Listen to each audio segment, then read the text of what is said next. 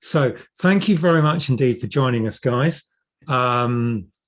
For everybody's benefit, but I'm sure just about everybody in the audience probably subscribes to Discworld Monthly anyway. Jason and Rachel are tonight our only guests from the other side of the world. The right way up now. But you're the right way up now. We fixed that little problem. So yes, you've been running Discworld Monthly for quite a long time now. And I thought I'd ask you, first of all, can you just tell us how it all started? Like most of these things, by mistake. Back in, I think, 96, there was, on the All Fan Pratchett group, there was a bloke who came up with this idea of a newsletter, and it was called Discworld Review. And he didn't have any web space, and I did have some web space, so I was learning HTML. So I said, look, I'll host it for you, and I'll convert it to HTML and put it up on the website. He did 2 issues, I think, and then university work got in the way, and he didn't bother doing anymore. So I kind of went, oh, okay, fine, and left it. And then Phil Penny from the Guild of Fan Disciples got in contact and said, are there going to be any more issues? And I said, well, no, there's not. He's not doing it anymore. He goes, well, why didn't you do it? And I thought about it for a bit, and I thought, well, I've only got a D at GCSE, so I'm not really qualified to do to be journalism or anything. But I said, okay, fine, I gave it a go. I posted on All Fan Pratchett and said, like, I'm going to do this newsletter, and 250 people subscribed to the newsletter. That was May 97 was the first one came out, or the end of April 97. It was about Terry's birthday back in 1997. I didn't know at the time, but there you go.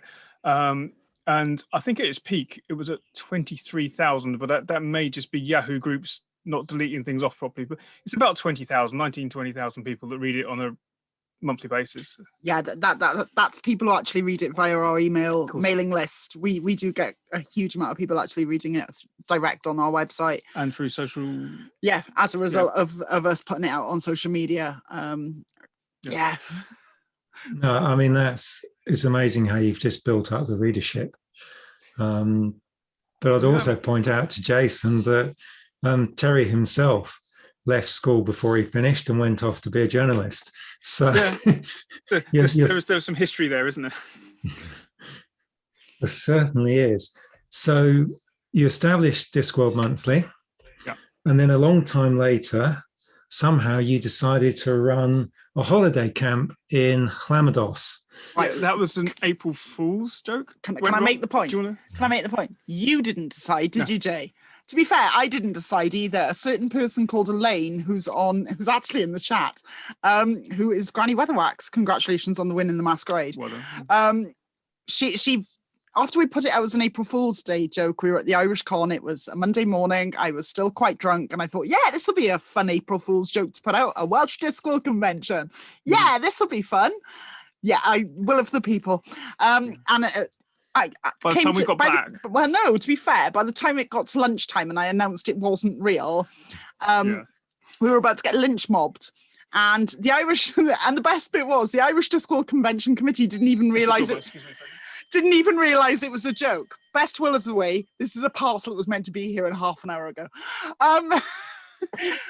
But so we got harassed into running it, and Elaine was with us for the next day or so after the Irish Con while we spent some time in Ireland, and she literally walked around going, will of the people, will of the people, it will happen, will of the people, at me. And so I went, oh, okay. We had a committee meeting on the ferry on the way home. So, and less than a year later, we ran it. Yes. With 150 people in the Diplomat Hotel in Llanelli. About a week before lockdown. About a week before lockdown. Yeah. We were really lucky. I'm touching wood and everything. Nobody got COVID from Llamedos holiday camp. I put enough soap everywhere to make sure people wash their hands. We got them singing, die, druid, die, while they wash their hands. Yeah. I think we went around all the shops because there was a massive shortage of soap. So we were going around all the shops finding soap dispensers. It was quite funny because Leanne was with us, and I know Leanne's in the chat as well. Leanne had come all the way from Australia to be with us. And she was showing us photos of people in Australia showing the fact there was no toilet roll in the shops. Whereas we were like, we have plenty of toilet roll, but we have no soap. Yeah. other end of the body, but there you go. Yes. Yeah. Mad. So we Go on.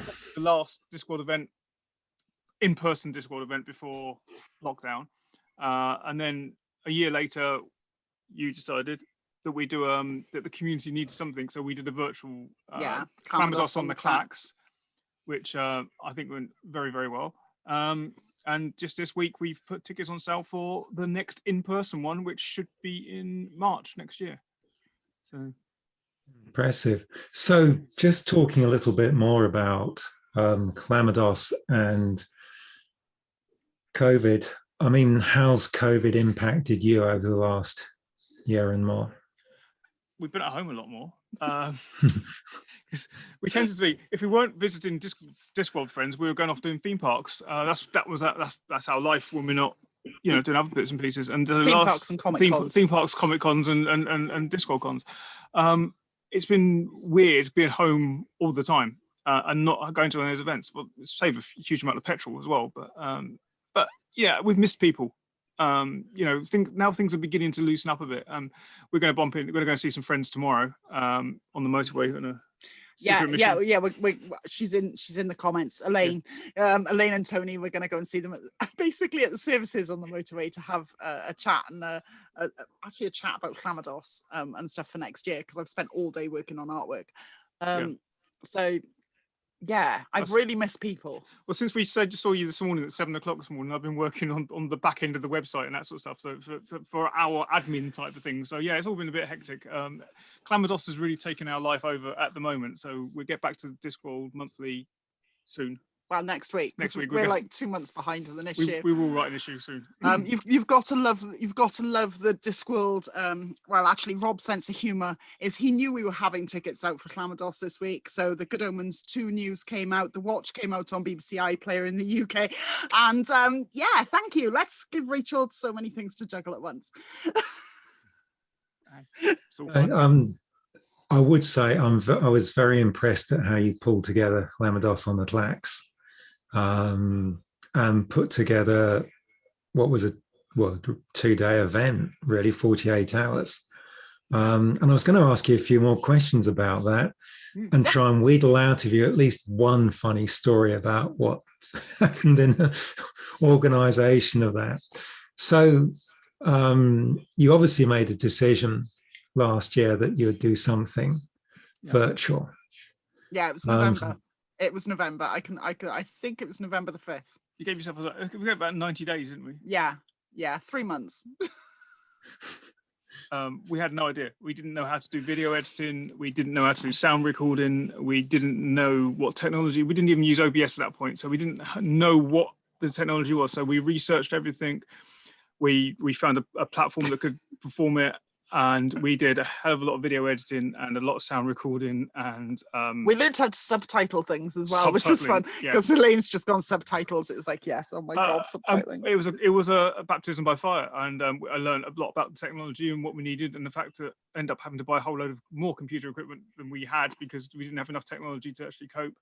And by hook or by crook, we like the Swan, I think it was, it looks all right on the surface, but underneath we were paddling like mad. Yeah, I'm going to say something. Llamedos on the Clacks wouldn't have happened if it wasn't for the goodwill of our friends. It may have been us sat here in front of the camera, and yes, we did all the video editing and the technical side of stuff. But if it wasn't for people like Elaine and Pam and John, who are writing stuff, recording stuff, Rebecca literally giving up all her holiday entitlement to do the Patricians Challenge and edit all that together. It was insane. We would have been screwed, to be honest. Without them, it wouldn't have been what it became. And I guess that's testament to the community, isn't it? Yeah. Just what a great community Discworld community is. And what we've seen today, you guys have been having a huge amount of fun, and it's well done as well. Kudos. Well, thank you. So again, you did all of this while you couldn't really meet up with anybody else in person. Yeah. It was all virtual. Zoom meetings. Zoom. It was all Zoom. This is very familiar. Although one person on the Zoom call, her internet connection wasn't good enough, so we got them to record their video separately for one particular thing, and then it was like, okay, it's going to take 7 days to transfer it via Dropbox. It's like, okay, I tell you what, can you stick the memory card in a jiffy in bag, a jiffy bag, and get it on the post post to us, and we're upload it and then send it back to you, and that's how we work in the end. And that's exactly how I did it. In fact, anybody who attended Llamedos on the Clacks and enjoyed Caged, that's how Granny Weatherwax's footage came to us, was on a memory stick in the post, the old-fashioned way. And it was a case of trying to edit it all together, and of course there were some issues with the sound, so we learned a lot about how to remove hums and buzzes and noise from audio, which is a challenge. Yeah, and I learned how to edit together a TV program, which is what essentially Caged was. We were doing that on the day. We started at 4 o'clock on the Friday, didn't we? I think it was, or something like that. Was it 7 o'clock on the Friday? I don't know anymore. But yeah, until about 3 o'clock in the afternoon, Rachel was still rendering video. I was still rendering video. So yeah. Quite an experience. So one of the things you did, and I don't know how many people listening saw this, but you had that delightful series of exchanges between Granny Weatherwax and Mrs. Earwig. Yes. I meant to pronounce it Arwidge, apparently. Yeah, Arwidge. Arwidge. Like Mrs. Earwig, it says. Yeah, I have to, again, Elaine is in the comments. Elaine wrote all of that. I want to make the point. Elaine wrote all the scripts for Caged. What I asked her for originally was, I'll answer that question about Richard Massey in a minute. Elaine wrote me an opening and closing ceremony sketch, which is what Caged was originally. That's exactly what it is. And she sent me the scripts and I went, oh, this is really good. Can you write me some more? Can you write me like 3 more episodes maybe? And she went, oh, okay then. And she wrote me a couple more episodes and then she sent me those. And then I went, can I have some more? It'd be really nice if I had 45 minutes of television out of this. Yeah, so we ended up with 9 episodes. She could have killed me. I'm sorry. Each one of those, Rach got it down to half a day of editing for each one. So like 5 or 6 hours to edit each 5-minute video together. There was also the subtitling then, because it was a 5-minute episode, probably took about an hour and a half of subtitling work. So yeah, it was a lot of work, but I think it was worthwhile. I think, people really enjoyed themselves, and that's the whole point. And we raised some money for charity, so even better. But yes, it was very much parody of Staged, which was, of course, the TV series with Michael Sheen and David Tennant, which was meant to be some fictionist thing that they did. Elaine also wrote a radio play as well. Yeah. Which was a lot of fun to do as well. So yeah. Just to put you on the spot, if Elaine's listening, if you just want to give your side of the story, Elaine, just she's just going to say the will of the people. Yes, that's all she's going to say now, and we'll add you in. We love you, Elaine. It will be the will of the people. We love you. I have to say. So if everybody else types yes, well, so let's just see if we can do this. If our internet connection's up for it, let's have a look.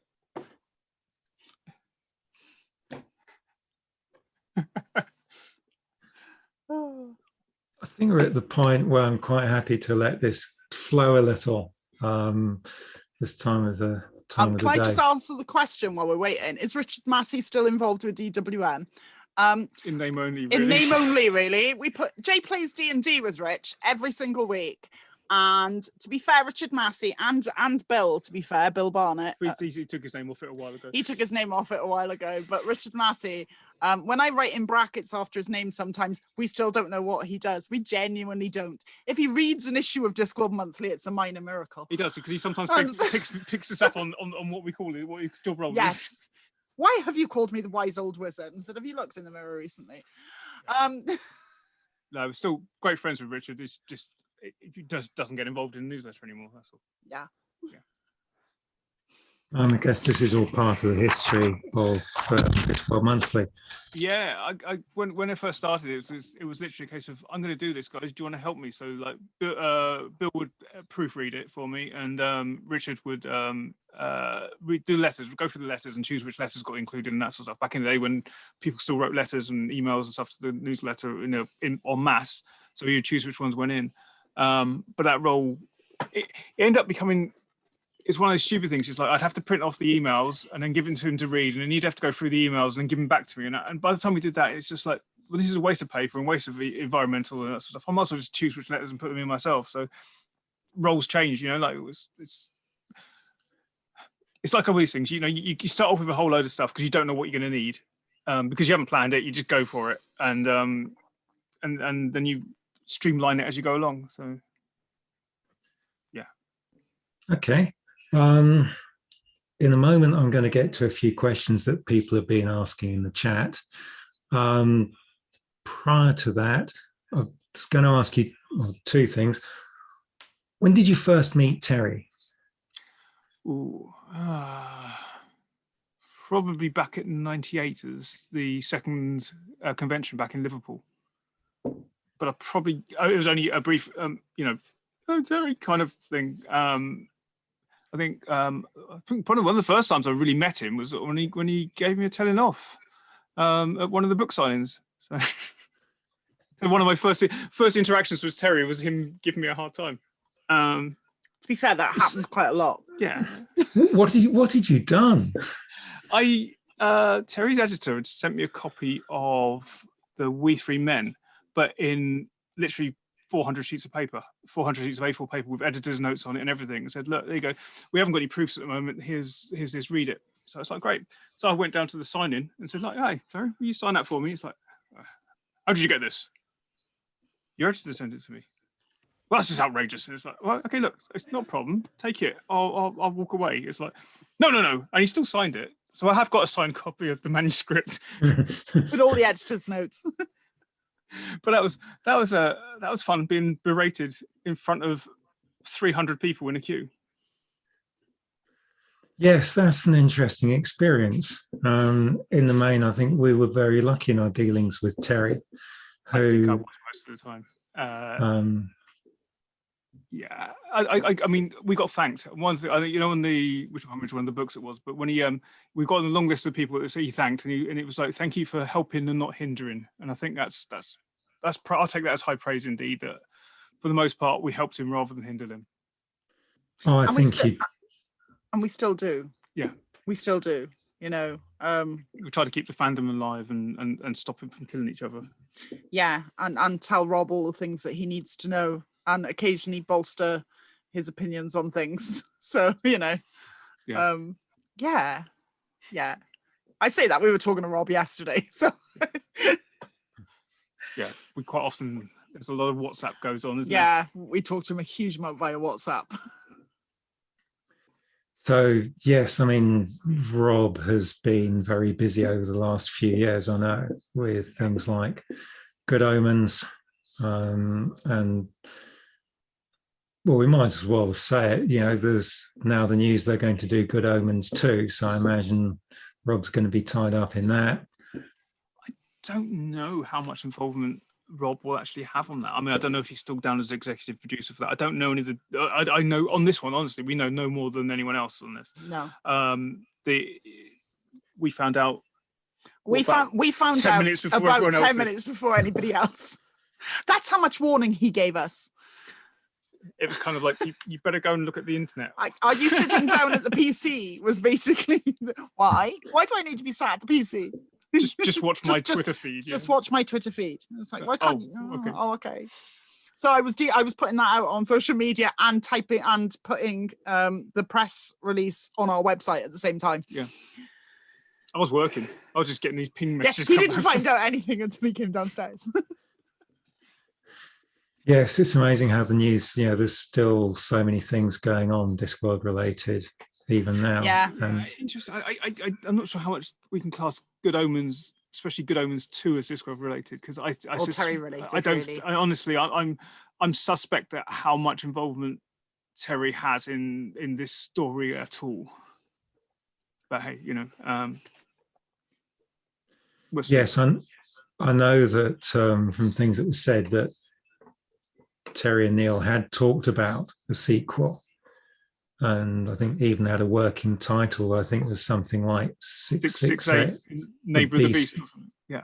Yes. But obviously, you know, between the two of them, they came up with a fantastic story that turned into a really good TV series.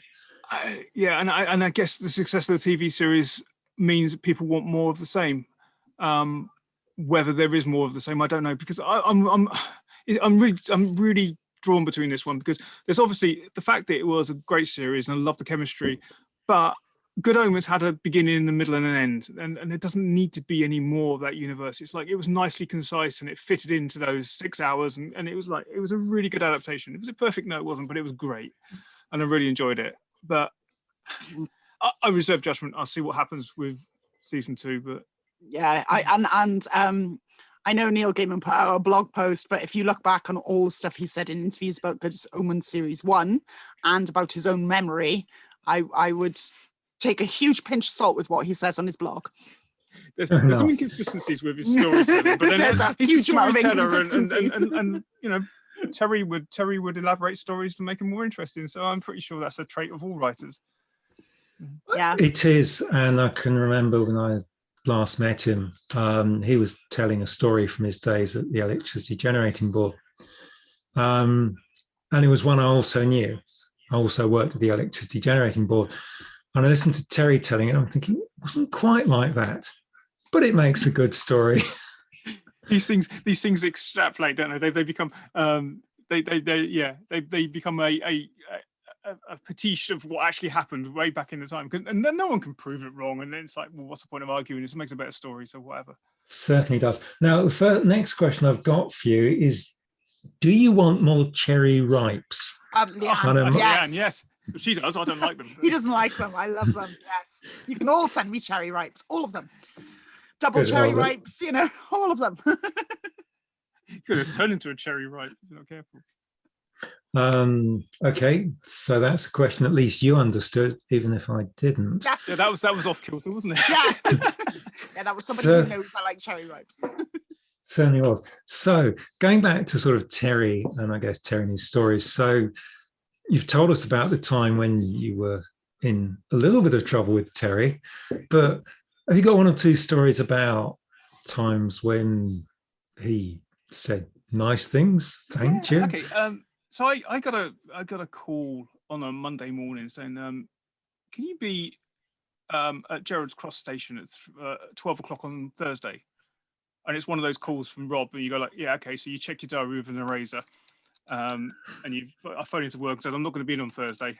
Why? I don't know yet, but I'm not going to be in on Thursday. So I got to Gerrard Cross Station and parked my car up, and this Jag pulls up.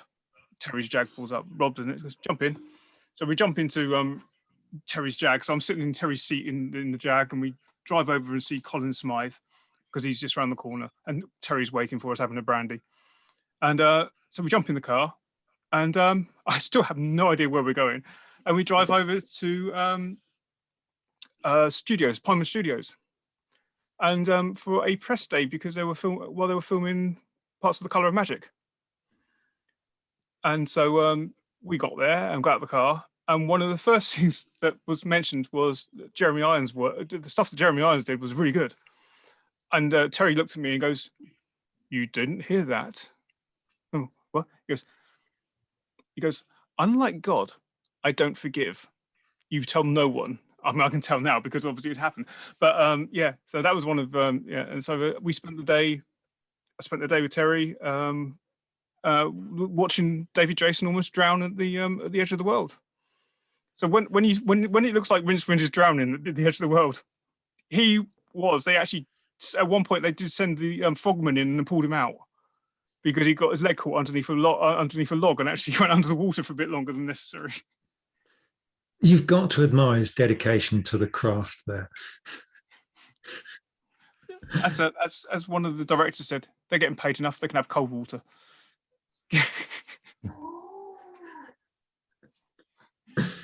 So, next question I've been asked to ask you is, are you ever planning to come and see us in real life? Can I answer that?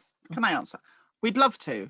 Our PayPal is seriously. Discworld Monthly doesn't pay. I'm sure everybody realizes that Discworld Monthly, especially in a proper active year, ends up costing us thousands of pounds to run.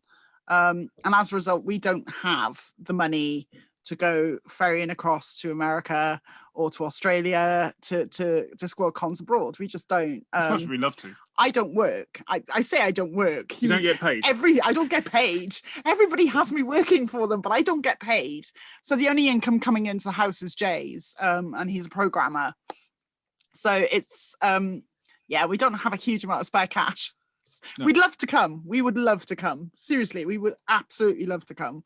But finances don't get us there, unfortunately. And we would love to see you. Right, I'm told Elaine might be able to do audio now, so we just have one more go. Hello, can you hear me? We can hear you. Hey, hello, I am terrible at technology. Rachel and Jason will guarantee I am dreadful at this. So having got this done is brilliant as far as I'm concerned. So, well, thank you very much for joining in, Elaine. So, yeah, briefly, your side of the story as to how you came to do the cage at Llamedos on the clacks. Well, I have to say, since it was me that forced Rachel and Jason to do the actual first Llamedos, because as Rachel said, I did just keep nagging her. So when we started doing Llamedos on the clacks, I did feel obliged to get quite involved. And I'd written the radio play, which was really fun. And I'd written a short talk that Granny Weatherwax did on divination. And then it was about 3 weeks before the event, Rachel phoned me up and said, can you just write a short piece of Granny and Lettice for the opening and closing ceremony?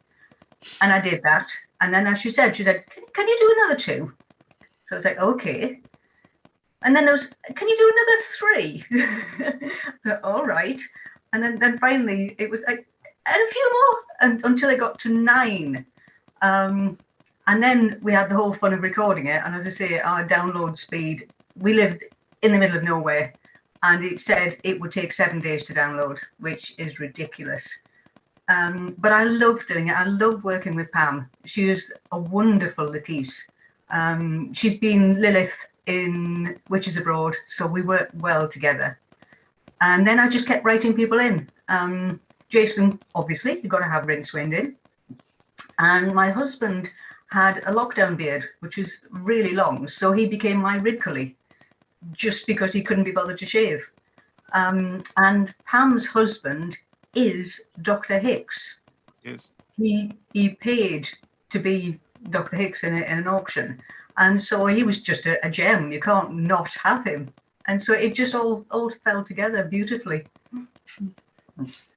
Go on, Jason. Lettice was very much the method actress. She was drinking all the way through filming. So when you see all those glasses and all those bottles, she drank them all. Every scene she was drinking a different drink. I think by the end of it, we'd spent about 4 hours, I think, doing this thing. Yeah, there was blackberry wine, there was vodka, vermouth, there was vermouth at one point. And she's just she was on the Baileys as well. Yes, oh yes, the Baileys, yes. By the end of it, she could barely get out of the room. It was hilarious. It was so much fun to film. But then, of course, it took me about half a day an episode to edit that together. And bless her, Rachel, look, I've just done an episode, and I quickly download it or load it up on my computer and upstairs and have a look at it and go like, yeah, it's great. The bit where Ridcully says this, could we move it by back half a second? About half a second, because it's just interfering with the bit before. It's like... An hour later, there's another one. I was like, oh, I'll go and check that one. And it was like, yeah, but it made for a much, it was one of those things, it's timing makes everything. And if you can get the timing right, it makes it so much more powerful, I think. So. But of course, it helped that we had brilliant scripts in the first place and brilliant people acting it. I just sat in the background editing it together. John took us to a new level with his music he wrote. I mean, with the orchestral version of Die Druid Die, and just as an earworm for everybody. Die, die, Druid, Druid, die. Die, die, die. Yes, yeah, we have to have it all the time, so you're going to have that as well. Well, thank you very much for joining us, Elaine. I know I sort of talked you into it.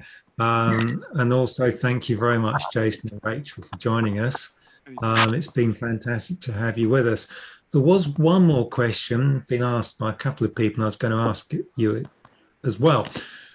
We'll probably discuss it later, and that was whether you've ever considered something like Patreon or some other way of getting financial help with doing Discworld monthly. Right. And I'll say at this point, think about it. Oh no, I don't need to think about it. We have thought about it, and considering the big slap on the wrist we got for doing a crowdfunding, and we got told under no certain circumstances is Discworld and any form of crowdfunding allowed, full stop. We know that we would get in quite a lot of trouble if we did it. Yeah. Fair enough. We could do individual patrons for I'm going to sit here and say I've got a Patreon, and it's very much about buying me a pair of jeans every month and me occasionally giving you a post. But it's all non-Discworld stuff. Nothing to do with Discworld, but no, we don't. You know, Discworld is a passion, and that's what it is. If we want to do a patron for us to go to pay for us to go to Australia, that's nothing to do with us. And we happen to be there at convention time, and that's a different matter. But yeah, that's nothing to do with us. It's one of those things. It was made very clear to us that crowdfunding in any sort, including the likes of Patreon, etc., and Discworld, is not to go together. So we had that clear from the legal team. Yeah. Okay. Well, look, thank you very much for all the work you do on Discworld Monthly, and we look forward to the next edition. Yes. No pressure. Hopefully next week. No pressure whatsoever. Look, thank you very much, both of you, and we'll no doubt chat again soon. Well, thank you for having us, and keep up the good work. Yes. Thank you very much indeed.